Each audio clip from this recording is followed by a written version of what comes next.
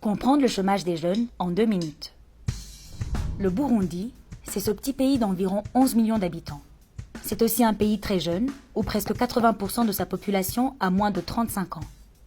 Les jeunes de 15 à 35 ans, eux, sont plus de 3 millions. Mais comment ces jeunes s'occupent-ils? C'est là où ça coince. En 2015, 60% des jeunes burundais n'avaient pas d'emploi. Et 2 ans plus tard, en 2017, le chômage augmente encore. 65% des jeunes n'ont pas de travail. Mais pourquoi l'emploi des jeunes semble être un problème insoluble? Voici quelques éléments de réponse. Premièrement, la croissance économique du pays est instable et ne suit pas la croissance démographique. Alors que la population est passée de 3,5 millions en 1970 à 11 millions en 2018, sur la même période, la croissance annuelle du PIB, elle, a été très irrégulière.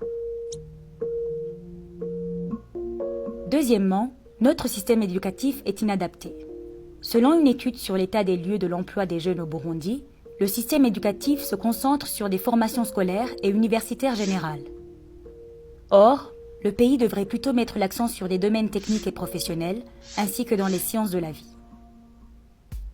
Une autre raison, c'est l'instabilité politique. D'abord, elle relègue au second plan le défi de l'insertion des jeunes sur le marché du travail. Ensuite, selon la même étude, les différentes sanctions prises contre le Burundi ne permettent pas la mise en œuvre de programmes pour la stimulation de l'emploi. Et pour couronner le tout, les employeurs sont trop exigeants.